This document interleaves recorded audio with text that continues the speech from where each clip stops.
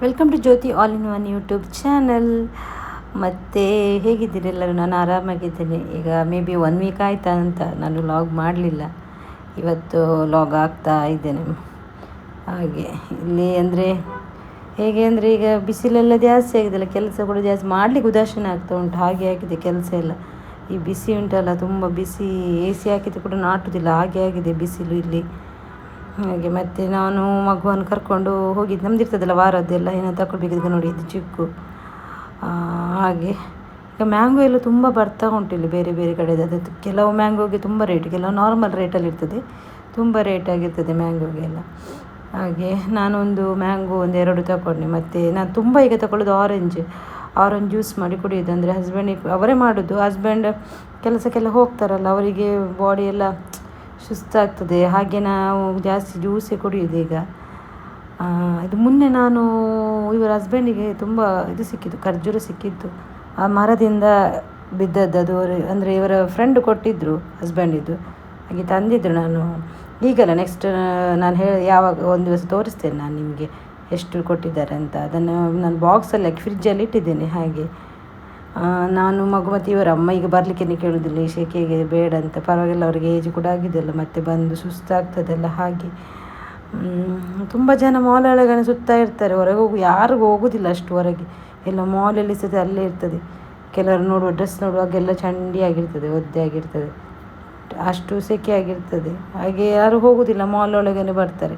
ನಾನು ಇಲ್ಲಿ ಎಂತ ತಗೊಳ್ಳಿಲ್ಲ. ನಾನು ಒಂದು ಸ್ವಲ್ಪ ಫ್ರೂಟ್ಸ್ ಮತ್ತು ವೆಜಿಟೇಬಲ್ ತಗೊಂಡು ಮತ್ತೆ ಮನೆಗೆ ಹೋದೆ. ಏನು ಅಷ್ಟು ತಗೊಳ್ಳಿಕ್ಕೆ ಹೋಗಲಿಲ್ಲ ಇಲ್ಲಿ. ಡೈಲಿ ಎಂತ ತಗೊಳ್ಳೋದಿಲ್ಲ, ಯಾರು ಕೂಡ ತಗೊಳ್ಳೋದಿಲ್ಲ. ಹೋಗೋದು ಬೋರಾಗ್ತದೆ, ಎಷ್ಟೊಂದು ಮನೇಲಿ ಕೂತ್ಕೊಳ್ಳೋದು. ಹಾಗೆ ಹೋಗಿದ್ದು ನಾನು. ಹಾಗೆ ನಾನು ಇದು ನೋಡಿ, ನಾನು ಯಾಕೆ ತೋರಿಸ್ತಿದ್ದೇನೆ ಅಂದರೆ, ನಾನು ತಗೊಳ್ಳೋದು ಇದನ್ನೇ, ಫ್ರೂಟ್ಸನ್ನೇ ಜಾಸ್ತಿ ತಗೊಳ್ಳೋದು. ಅದು ಈಗೆಂತ ಯಾರಾದರೂ ನೀರು ಜ್ಯೂಸು ಕೊಟ್ಟರೆ ಸಾಕು, ಊಟ ಕೊಡಬೇಕಂತ ಏನಿಲ್ಲ ನಮಗೆ, ಅಷ್ಟೇ ಸಾಕು ಕೊಟ್ಟರೆ. ಅದಕ್ಕೆ ಮತ್ತು ನಾನು ಸ್ಪೂನ್ ಉಂಟು, ಅದು ಆಫರಲ್ಲಿತ್ತು, ಹಾಗೆ ತಗೊಂಡೆ. ಇದು ಡೆಕೋರೇಷನ್ ಐಟಮ್ಮು, ತುಂಬ ಒಳ್ಳೆಯದಿದೆ ಇದು. ಕೆಲವು ಶೋಕೇಸೆಲ್ಲ ಇಡಲಿಕ್ಕೆಲ್ಲ ಹಾಗೆಲ್ಲ ಒಳ್ಳೆಯದಲ್ಲ. ಇಲ್ಲಿದ್ದು ನೋಡಿ, ಕ್ಯಾಮಲ್. ಹಾಗೆ ನಾನು ಇಲ್ಲಿಂದ ಬೇಗ ಹೊರಟೆ. ಅಂದ್ರೆ ಇವನಿಗೆ ಸ್ವಲ್ಪ ಸುತ್ತಿಸೋದು, ಒಳಗೇನೆ ಇರ್ತಾನಲ್ಲ 1 ವೀಕ್ ಹಸ್ಬೆಂಡ್ ಕೆಲಸ ಇರುವಾಗ, ಅವನಿಗೋಸ್ಕರ ಅಂತಲೇ ಹೊರಗೆ ಹೋಗೋದು. ಮತ್ತು ಕಷ್ಟ ಆಗ್ತದೆ ನನಗೆ, ಯಾಕೆಂದರೆ ಇವನಿಗೆ ಕೂಡ ಸುಸ್ತಾಗ್ತದೆ. ಮತ್ತು ನೋಡಿ ಇಲ್ಲಿ ಬಿಸಿಲು, ನಾನು ಯಾವಾಗಲೂ ಬಿಸಿಲು ಅಂತ ಹೇಳ್ತೇನೆ. ನೋಡಿ ಹೇಗಿರ್ತದೆ ನೋಡಿ, ಇದೊಂದು 1:30 ಟೈಮಲ್ಲಿ ಬಿಸಿಲು ಅಂದರೆ ರಣ ಬಿಸಿಲು ಹಾಗೆ. ಮತ್ತು ನಾನು ಇನ್ನೊಂದು ದಿವಸ ಎಂತ ಮಾಡಿದೆ, ಅದು ಫ್ರೈಡೇ ಬೆಳಿಗ್ಗೆ ಮತ್ತೊಂದು ದಿವಸ ಇದು ಪಲಾವ್ ಮಾಡಿದ್ದು. ಇದು ಪಲಾವ್ ಬೇಕಾದರೆ ಯಾರು ಕೂಡ ಮಾಡ್ಬೋದು, ಇದು ನಾರ್ಮಲ್. ಇದಕ್ಕೆ ಪೇಸ್ಟ್ ಬೇಕಂತಿದ್ದು ಅಮ್ಮ ಮಾಡೋದಿದ್ದು, ನನ್ನ ಅಮ್ಮ ಮಾಡಿದ್ದು. ಇದಕ್ಕೆ ಪೇಸ್ಟ್ ಏನೋ ರುಬ್ಬಬೇಕಂತ ಎಂತಿಲ್ಲ, ಇದ್ದದರಲ್ಲೇ ಮಾಡಿದ್ದು. ಎಂತ ಹಾಗೆ ಸ್ಪೆಷಲ್ ಗ್ರೈಂಡ್ ಮಾಡಿದ್ದಂದರೆ ಶುಂಠಿ ಬೆಳ್ಳುಳ್ಳಿ ಪೇಸ್ಟ್ ಉಂಟಲ್ಲ, ಅದೊಂದು ಮಾತ್ರ ನಾವು ಪೇಸ್ಟ್ ಮಾಡಿ ಹಾಕಿದ್ದು. ಮತ್ತು ಎಂತ ಹಾಕಿರಲಿಲ್ಲ ಎಲ್ಲ. ಕೆಲವು ಅಂದರೆ ನಾನು ಮೊದಲೊಂದು ದಿನ ಸಹ ಮಾಡುವಾಗ ಹಸ್ಬೆಂಡ್ ಮಾಡಿದ್ದೆವು. ಅದರಲ್ಲಿ ಹೇಗೆ ಅಂದರೆ, ಪೇಸ್ಟ್ ಮಾಡಿ ಇಟ್ಕೊಂಡು ಕೊತ್ತಂಬರಿ ಸೊಪ್ಪು ಮತ್ತು ಪುದೀನ ಮತ್ತು ಸ್ವಲ್ಪ ಆನಿಯನ್ ಮತ್ತು ಕ್ಯಾಶ್ಯೂ ಎಲ್ಲ ಪೇಸ್ಟ್ ಮಾಡಿ ಅವರು ಹಾಕಿದ್ದು. ಇದು ನಾರ್ಮಲಾಗಿ ಬ್ಯಾಚುಲರ್ಸ್ ಯಾರಿಗೆ ಕೂಡ ಮಾಡ್ಬೋದು, ಅಪ್ಪ ಮಾಡ್ಬೋದು ತಿಂಡಿಗೆಲ್ಲ ಬೆಳಿಗ್ಗೆ. ಇದಕ್ಕೇನು ತುಂಬ ಇಂಗ್ರೀಡಿಯೆಂಟ್ ಕೂಡ ಬೇಡ. ನಾನು ಆಲ್ಮೋಸ್ಟ್ ನಿಮಗೆ ತೋರಿಸುವ ಅಡುಗೆ ಮಾಡೋದ್ರಲ್ಲಿ ನಾನು ಇಂಗ್ರೀಡಿಯೆಂಟ್ ಎಲ್ಲ ತುಂಬ ಹಾಕೋದಿಲ್ಲ, ಸ್ವಲ್ಪ ಹಾಕಿ ಮಾಡೋದು. ಯಾಕೆ ಹೇಳಿ, ನಾವು ಮಾಡುವ ಅಡುಗೆ ಮಸಾಲೆ ಜಾಸ್ತಿ ಆದರೆ ಅದರ ಟೇಸ್ಟೇ ಬೇರೆ ಬರ್ತದೆ. ಸೊ ಅದಕ್ಕೆ ಮಸಾಲೆ ಎಲ್ಲ ಜಾಸ್ತಿ ಎಲ್ಲ ಹಾಕೋದು ಬೇಡ, ಸ್ವಲ್ಪ ಮಸಾಲೆ ಹಾಕಿ ಮಾಡಬೇಕು. ಯಾಕೆಂದರೆ ನಾವು ಈಗ ವೆಜಿಟೇಬಲ್ ಹಾಕಿದೆ, ಅದು ವೆಜಿಟೇಬಲ್ ಟೇಸ್ಟ್ ನೋಡಬೇಕಲ್ಲ ನಾವು. ಮತ್ತೊಂದು ಹೇಗೆಂದರೆ, ಈಗದ ವೆಜಿಟೇಬಲ್ಸ್ ಟೇಸ್ಟೇ ಇಲ್ಲ. ಅದು ಟೇಸ್ಟ್ ಅಂದರೆ ಅದೇ ಎಂತ ಹೇಳ್ತಾರೆ, ಮುಂಚಿದ್ದಾಗೆ ಟೇಸ್ಟ್ ಎಲ್ಲ ಇಲ್ಲ. ಈಗ ಹಳ್ಳಿಯಲ್ಲಿ ಮಾಡಿದ್ದು ಸ್ವಲ್ಪ ಅದು ಟೇಸ್ಟ್ ಇರ್ಬೋದು. ಈಗ ಪೇಟೆಯಲ್ಲೆಲ್ಲ ವೆಜಿಟೇಬಲ್ ಎಲ್ಲ ಸಿಗ್ತದಲ್ಲ, ಅದು ಟೇಸ್ಟ್ ಇರೋದಿಲ್ಲ.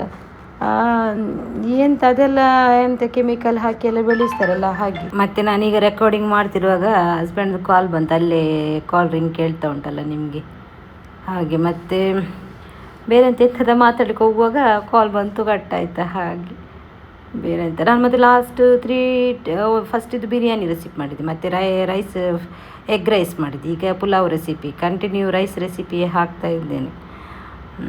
ಹಾಗೆ.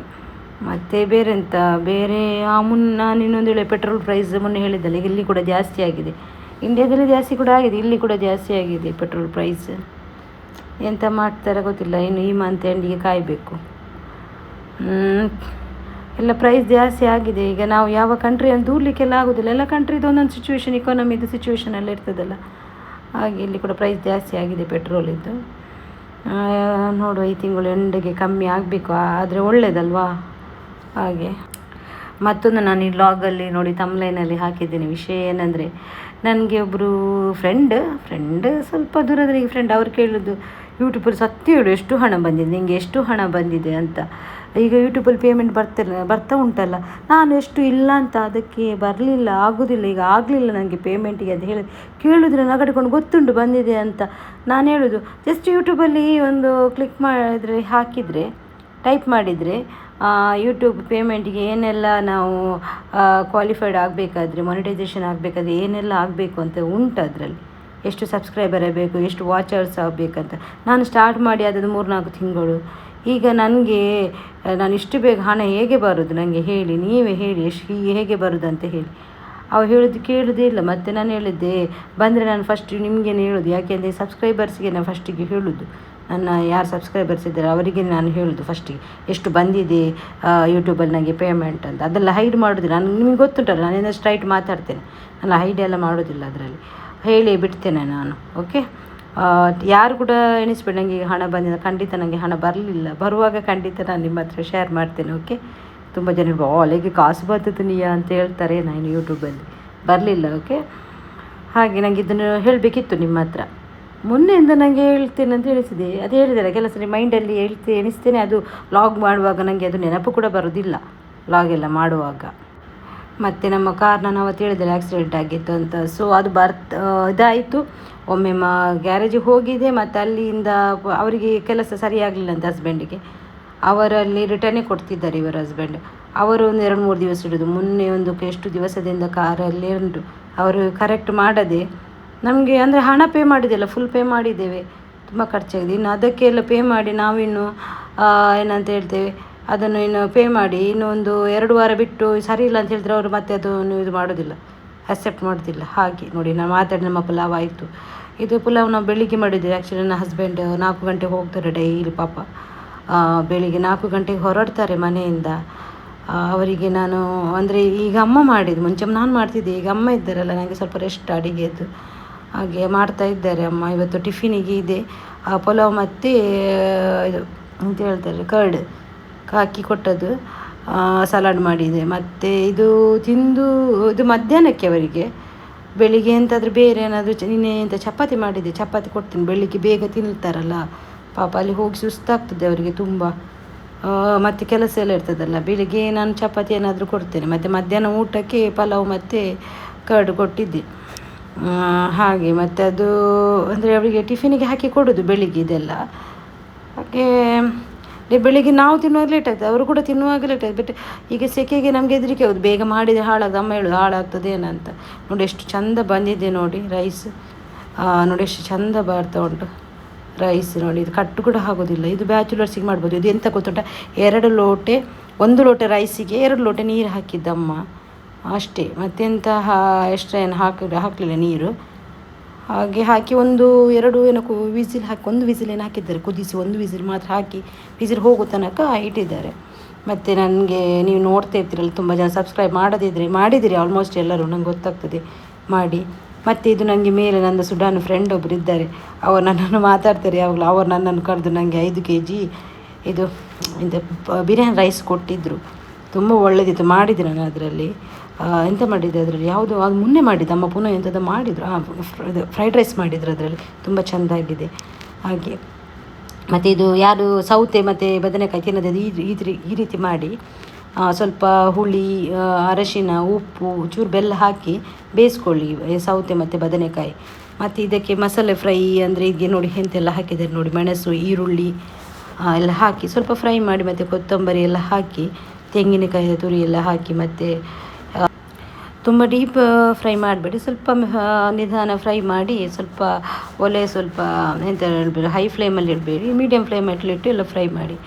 ಈಗ ಏನಾದರೂ ಗೊತ್ತುಂಟು, ಇದಕ್ಕೆ ನಾರ್ಮಲ್ ಆಗಿ ಈ ಥರ ಎಲ್ಲ ಮಾಡಿದರೆ ಹುಳಿ ಖಾರ ಎಲ್ಲ ಒಳ್ಳೆಯದು. ತುಂಬ ಜನ ತಿನ್ನೋದಿಲ್ಲಲ್ಲ ಬದನೆ ಮತ್ತು ಸೌತೆಕಾಯಿ ಎಲ್ಲ, ತುಂಬ ಜನ ಸಾಂಬಾರು ಮಾಡ್ತೇವೆ ನಾವು, ಈ ಥರ ಎಲ್ಲ ಮಾಡಿ ತಿನ್ನೋದಿಲ್ಲ. ದಾಲೆಲ್ಲ ಹಾಕಿ ಸಾಂಬಾರೆಲ್ಲ ಮಾಡ್ತೇವಲ್ಲ, ಅದಕ್ಕೆ ಆ ಥರ ಮಾಡಿದರೆ ಕೆಲವರು ತಿಂತಾರೆ, ಈ ಥರ ಕೂಡ ಮಾಡಬೇಕು, ಒಳ್ಳೆಯದಾಗ್ತದೆ.